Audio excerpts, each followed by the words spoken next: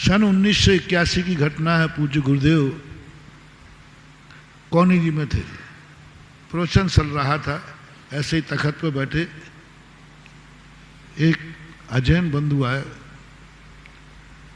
घर से क्या उसने फूलों की माला सजाई थी, वो माला आज तक मैंने ऐसी माला नहीं देखी। बहुत तबीयत से माला सजा के लाया था। सुगंधित इतनी आ रही थी उसमें, मोंगरा के सुगंधित होते ना, बहुत सुंदर माला थी। मेरी आंखों में अभी भी झूल रही है वो। और कुछ नहीं, वो सीधा सभा में से उठ के चला आया। और आचार्य जी इतने दूर नहीं बैठे थे, एक तखत पे बैठे, सामान दोपहर में ऐसे ही स्वाध्याय क्लास चल रही थी न्याय दीपिका की। और आचार्य जी को ऐसे थे कि वो यहाँ का एक तखत पे बैठे थे आचार्य, और उसने कोई कुछ नहीं समझ पाया और सीधी माला महाराज के गले में डाल दी। उस समय ये वीडियो नहीं थे तो देखने लायक सीन था, मजेदार। आचार्य जी इतने स्मार्ट लग रहे थे उसमें। अरे अपने आचार्य जी सन 1980 में गुरुदेव वैसे ही गोरे चट्टे जाते अच्छे हैं, और जवानी का तो अपन को सबको मालूम। उसने सीधी माला पहना दी और हम लोग सब बैठे हैं। पता नहीं क्या हम लोगों को होगा, बिल्कुल आंखें खुली की खुली रहे।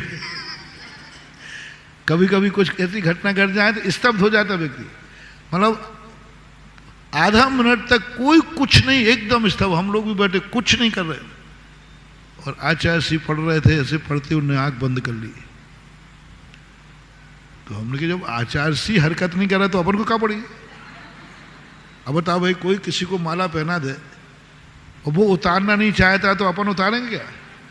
और बड़े आदमी, और हम लोग नए लोग थे, आगम सागम आगम आगम कुछ नहीं जानते थे, बहुत नए थे। अभी मुश्किल से साल 6 महीने, एक पहले ही चतुर्मास हुआ था मुक्त। तो हम लोग कहेंगे भाई आचार्य जी को अच्छी लग रही, तो अपन क्या बोले। हाँ, आचार्य ने आंख बंद कर दी, और वो इतनी अच्छी माला, अच्छी, बहुत ही अच्छी माला। तो हम लोगों ने सोचा भाई पहने रहे ना तो अच्छी माला लग रही, आचार्य जी भी अच्छे लग रहे। आचार्य जी ने उसको उपसर्ग मान लिया। उन्होंने आंख बंद की, क्योंकि साधु उपसर्ग आने पर उपसर्ग का निवारण स्वयं नहीं कर सकता। उपसर्ग आते ही हम लोग उपसर्ग का निवारण स्वयं नहीं करेंगे।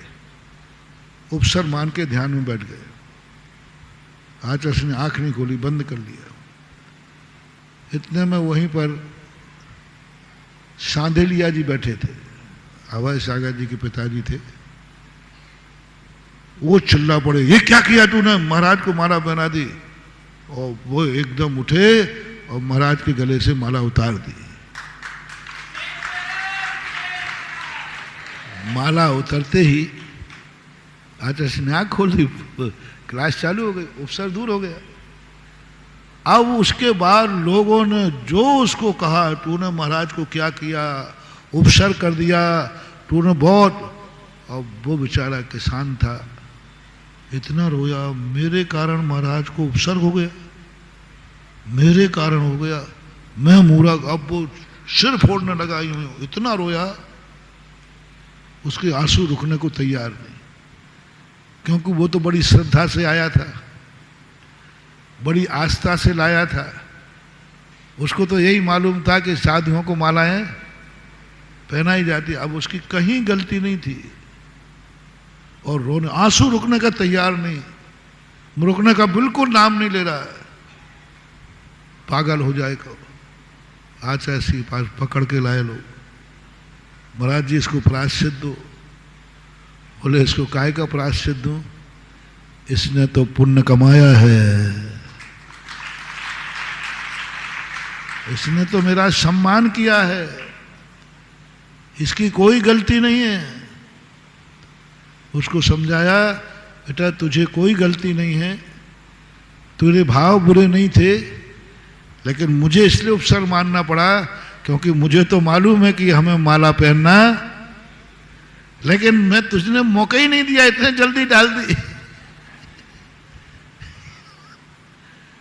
अब बोलो उसको अज्ञानी में लोगे कि ज्ञान में? अब वही माला यदि तुम डालो तो